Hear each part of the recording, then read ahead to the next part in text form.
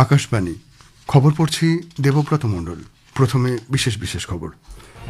প্রধানমন্ত্রী নরেন্দ্র মোদী আজ ভার্চুয়ালি আসামের কোকরাঝাড়ে 4,570 কোটি টাকারও বেশি মূল্যের বিভিন্ন উন্নয়নমূলক প্রকল্পের উদ্বোধন ও ভিত্তিপ্রস্তর স্থাপন করেছেন।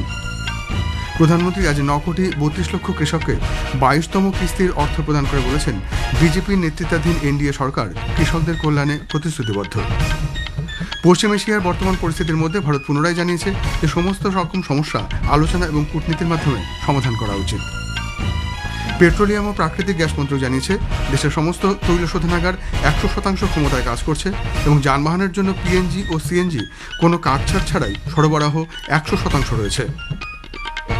রাজ্যসভার বেশ কয়েকজন সদস্য আজ কোল্হাপুরে চামড়া শিল্প সংরক্ষণ ও জীবিকা সুরক্ষা বিল 2026 সহ কয়েকটি বেসরকারি বিল সংসদে পেশ করেছেন। নতুন দিল্লিতে ওয়ার্ল্ড প্যারা অ্যাথলেটিক্স গ্রাপি 2026-এ পুরুষদের জ্যাভলিন থ্রোতে সুমিত অ্যান্টিল স্বর্ণপদক জয় করেছেন। আসছি বিস্তারিত খবরে। প্রধানমন্ত্রী নরেন্দ্র মোদী পুনরায় জোর দিয়ে বলেছেন, বিজেপি নেতৃত্বাধীন এনডিএ সরকার কৃষকদের কল্যাণে প্রতিশ্রুতিবদ্ধ। তিনি আজ আসামের গুয়াহাটিতে পিএম কিষাণ প্রকল্পের আওতায় 9 কোটি 32 লক্ষ কৃষককে 22তম কিস্তির অর্থ প্রদান করে এক জনসভায় ভাষণ দিচ্ছিলেন। কৃষকদের আয় বৃদ্ধি করে কৃষিক্ষেত্রকে আরও আধুনিক করে তোলাই তা সরকারের প্রধান অগ্রাধিকার বলে শ্রী মোদী উল্লেখ করেন। এ প্রসঙ্গে তিনি গত 11 বছরে বিজেপি নেতৃত্বাধীন সরকার কৃষকদের উপার্জন বাড়ানোর লক্ষ্যে যে সমস্ত ব্যবস্থা গ্রহণ করেছে তারও উল্লেখ করেন। पीएम किसान सम्मान निधि के तहत 18,000 करोड़ रुपए से अधिक की राशि हमारे करोड़ों अन्नदाताओं के खातों में भेजी गई है। ये योजना वाकई अद्भुत है। एक क्लिक से करोड़। প্রধানমন্ত্রী এছাড়াও আজ ভিডিও কনফারেন্সের মাধ্যমে আসামের কোকরাঝাড়ে 4,570 কোটি টাকারও বেশি মূল্যের বিভিন্ন উন্নয়নমূলক প্রকল্পের উদ্বোধন ও ভিত্তিপ্রস্তর স্থাপন করেন। এই কেন্দ্র বোডোল্যান্ড পরিষদের সামগ্রিক উন্নয়নের জন্য সব রকম সরকার কাজ করছে বলেও প্রধানমন্ত্রী জানান। এই পরিষদের সর্বাঙ্গীন উন্নতির জন্য 1,500 কোটি টাকা বরাদ্দ করা হয়েছে। প্রধানমন্ত্রী আজ গুয়াহাটি থেকে ভার্চুয়ালি কোকরাঝাড়ের এক জনসভায় ভাষণ দেন। তার কোকরাঝাড়ে যাওয়ার কথা থাকলেও খারাপ আবহাওয়ার জন্য তা বাতিল হয়ে যায়। শ্রী মোদী বলেন, বোডোল্যান্ড অঞ্চল দশকের পর দশক হিংসা ও রক্তক্ষয়ী সংঘর্ষের সাক্ষী। তাই আজ উন্নয়ন ও স্থিতিশীলতার এক নতুন যুগে পদার্পণ করেছে। হাজার হাজার যুবক সমাজের মূল স্রোতে ফিরে আসার জন্য অস্ত্র ত্যাগ করেছে। বোডোল্যান্ড এলাকার প্রতি নজর না দিয়ে সেখানকার বাসিন্দাদের দীর্ঘদিনের দাবি দাওয়া পূরণ না করার জন্য কংগ্রেসের সমালোচনা করেন প্রধানমন্ত্রী। এই উপলক্ষে প্রধানমন্ত্রী সেখানে আসামের 3য় পর্যায়ের সড়ক পরিকাঠামো এবং বোডোল্যান্ড আঞ্চলিক পরিষদের 4টি উড়ালপুল, 2টি সেতু সহ 6 নম্বর সড়ক পরিকাঠামো প্রকল্প ভিত্তিপ্রস্তর স্থাপন করেন। এছাড়াও তিনি নতুন 3টি train, Kamakhya Charlapalli Amrit Bharat express, Guwahati new Jalpaiguri express এবং নারাঙ্গি আগরতলা এক্সপ্রেসের যাত্রা শুরুর সংকেত দেন। কোকরাঝাড় জেলার বাঁশবাড়িতে রেলের একটি ওয়ার্কশপ এবং 34টি জেলার জন্য 36টি নতুন সেতুরও শিলান্যাস করেন তিনি। আগামীকাল প্রধানমন্ত্রীর শিলচরে 23,550 কোটি টাকার প্রকল্পের উদ্বোধন ও শিলান্যাস করার কথা। পশ্চিম এশিয়ায় বর্তমান পরিস্থিতির মধ্যে ভারত ইরানকে জ্বালানি ও পণ্যের অবাধ পরিবহনের বিষয়ে ভারত ইরানের সঙ্গে বিস্তারিত আলোচনা করেছে।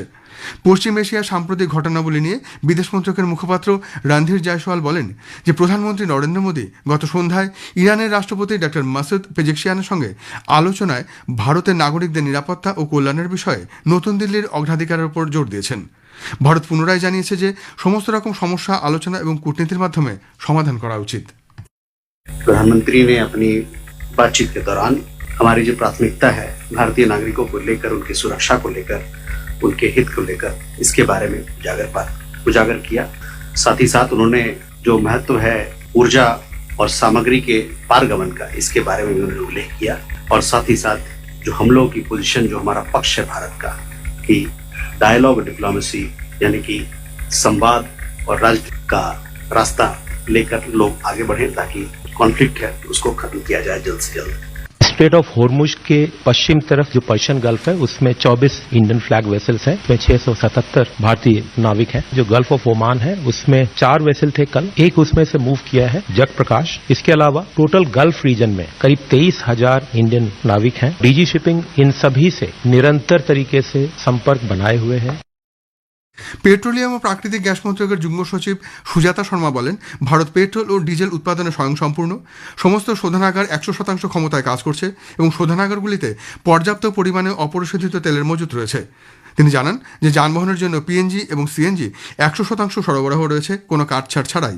পিএনজির 1.5 কোটি গ্রাহক রয়েছে এবং সকলের জন্য সরবরাহ নিশ্চিত করা হচ্ছে। জ্বালানি সরবরাহের সময় সমস্ত খুচরো বিক্রেতাদের কঠোরভাবে নির্দেশিকা অনুসরণ করার নির্দেশ দেওয়া হচ্ছে। এর অন্যথা হলে কঠোর ব্যবস্থা নেওয়া হবে। नेचुरल गैस ऑर्डर 9 मार्च 2026 को जो इशू हुआ था उसमें कई सेक्टर्स को प्रायोरिटाइज किया गया है और उसी ऑर्डर के क्रम में पीएनजी डोमेस्टिक सप्लाई और सीएनजी को बिना किसी कट के पीएनजी सप्लाई इंश्योर की जा रही है। भारत सरकार का ये प्रयत्न है कि जिनको अभी एलपीजी सप्लाई की वजह से जो दिक्कत का सामना करना पड़ रहा है, उन सभी उपभोक्ताओं से हमारी अपील है कि वो भी लोकल एरिया के सीजीडी नेटवर्क से बात करें और पीएनजी कनेक्शन लें। রাষ্ট্রপতি দ্রৌপদী মুর্মু বলেছেন, দেশের উন্নয়নে দিব্যাঙ্গরা এক গুরুত্বপূর্ণ ভূমিকা পালন করছেন। নতুন দিল্লিতে পার্পল ফেস্টের উদ্বোধন করে তিনি বলেন, সাহিত্য, খেলাধুলো, বিজ্ঞান এবং অন্যান্য বহু ক্ষেত্রে দিব্যাঙ্গদের পারদর্শিতা বিশেষভাবে তুলে ধরার জন্যই এই উৎসব। এই উপলক্ষে রাষ্ট্রপতি প্রধানমন্ত্রী দিব্যাশা কেন্দ্র এবং সুগম্য ভারত অভিযানের মতো সরকারি প্রকল্পগুলির উপর আলোকপাত করেন। খবর শুনছেন আকাশবাণী থেকে। রাজ্যসভার বেশ কয়েকজন সদস্য আজ তাদের বেসরকারি বিলগুলি সংসদে পেশ করেছেন। দুপুর 2টায় অধিবেশন শুরু হলে উচ্চকক্ষ ব্যক্তিগত সদস্যদের প্রস্তাব গ্রহণ করে। বিজেপি সাংসদ ধনঞ্জয় ভীমরাও মাহাদিক কোলহাপুরি চামড়া শিল্প সংরক্ষণ ও জীবিকা সুরক্ষা বিল 2026 এবং কংগ্রেস সাংসদ রেণুকা চৌধুরী জলবায়ু সহনশীল কৃষি ও কৃষক সুরক্ষা বিল 2025 উত্থাপন করেন। সংসদে যৌন অপরাধ থেকে শিশুদের সুরক্ষা বিল 2024 নিয়েও আলোচনা হয়। গত বছরের ফেব্রুয়ারিতে এনসিপি সাংসদ ডক্টর ফৌজিয়া খান বিলটি উত্থাপন করেন। সরকার জানিয়েছে যে ভারত মহাসাগরীয় অঞ্চলে দেশের নিরাপত্তা ও অর্থনৈতিক স্বার্থের উপর প্রভাব বিস্তারকারী সমস্ত ঘটনাবলীর উপর নিবিড় নজর রাখা হচ্ছে। আজ লোকসভায় এক প্রশ্নের লিখিত জবাবে বিদেশমন্ত্রী ডক্টর এস জয়শঙ্কর বলেন, ভারত মহাসাগরীয় অঞ্চলে ভারতের স্বার্থ সুরক্ষায় সরকার যথাযথ পদক্ষেপ গ্রহণ করছে। সুপ্রিম কোর্ট মহিলা কর্মী ও ছাত্রীদের দেশজুড়ে ঋতুস্রাবকালীন ছুটি মঞ্জুরের আর্জি জানিয়ে দাখিল করা একটি জনস্বার্থ মামলা খারিজ করে দিয়েছে। প্রধান বিচারপতি সূর্যকান্ত ও বিচারপতি জয়মাল্য বাগচি বলেছেন, এ ধরনের সংস্থান রাখা হলে তা অনিচ্ছাকৃতভাবে হলেও জেন্ডার স্টিরিওটাইপ বা লিঙ্গভিত্তিক বৈশিষ্ট্য নির্ধারণে সহায়ক হবে এবং তার ফলে মেয়েদের কাজ পেতেও অসুবিধা হবে। জাতীয় মানবাধিকার কমিশন এনএইচআরসি দক্ষিণ দিল্লির মালব্যনগর এলাকায় যেভাবে একদল যুবক মণিপুরের এক মহিলাকে শারীরিক ও মানসিকভাবে নিগ্রহ করেছে সে সম্পর্কে দিল্লি পুলিশ কমিশনারকে নোটিশ পাঠিয়েছে। বর্ষিয়ান বিজেপি নেতা ও প্রধানমন্ত্রী নরেন্দ্র মোদী আগামীকাল কলকাতায় আসছেন। সফরকালে তিনি 18,680 কোটি টাকার বিভিন্ন উন্নয়নমূলক প্রকল্পের উদ্বোধন ও শিলান্যাস করবেন। এর মধ্যে আছে 16,990 কোটি টাকা মূল্যের 420 কিলোমিটারেরও বেশি দৈর্ঘ্যের বেশ কয়েকটি জাতীয় সড়ক প্রকল্প। শ্রী মোদী জাহাজ ও বন্দর সংক্রান্ত কয়েকটি প্রকল্পেরও উদ্বোধন ও ভিত্তিপ্রস্তর স্থাপন করবেন। নতুন দিল্লিতে অনুষ্ঠিত ওয়ার্ল্ড প্যারা অ্যাথলেটিক্স গ্রাঁ-প্রি 2026-এ পুরুষদের জ্যাভলিন থ্রোতে সুমিত অ্যান্টিল 69.25 মিটার ছুড়ে স্বর্ণপদক জয় করেছেন। পুষ্পেন্দ্র সিং 56.91 মিটার ছুড়ে রূপো এবং পুনম রাম 49.48 মিটার ছুড়ে ব্রোঞ্জ পেয়েছেন। প্রতিযোগিতার দ্বিতীয় দিনে ভারত ট্র্যাক অ্যান্ড ফিল্ডে একাধিক পদক জয় করেছে। পুরুষদের 400 মিটার দৌড়টি T13-এ ভারতের সুবোধ ভাট সোনা জিতেছেন। তিনি 51.88 সেকেন্ড দৌড়ে শেষ করেন। প্রিয়াংশু কৌশিক 53.19 সেকেন্ডের দৌড় শেষ করে রূপো এবং অবনীল কুমার ব্রোঞ্জ পেয়েছেন। শেষ করার আগে বিশেষ খবর আরেকবার। প্রধানমন্ত্রী নরেন্দ্র মোদী আজ ভার্চুয়ালি আসামের কোকরাঝাড়ে 4,570 কোটি টাকারও বেশি মূল্যের বিভিন্ন উন্নয়নমূলক প্রকল্পের উদ্বোধন ও ভিত্তিপ্রস্তর স্থাপন করেছেন। পশ্চিম এশিয়ার বর্তমান পরিস্থিতির মধ্যে ভারত পুনরায় জানিয়েছে সমস্ত রকম সমস্যা আলোচনা এবং কূটনীতির মাধ্যমে সমাধান করা উচিত। খবর এখনকার মতো এ পর্যন্ত। এর পরের খবর 7:50 মিনিটে।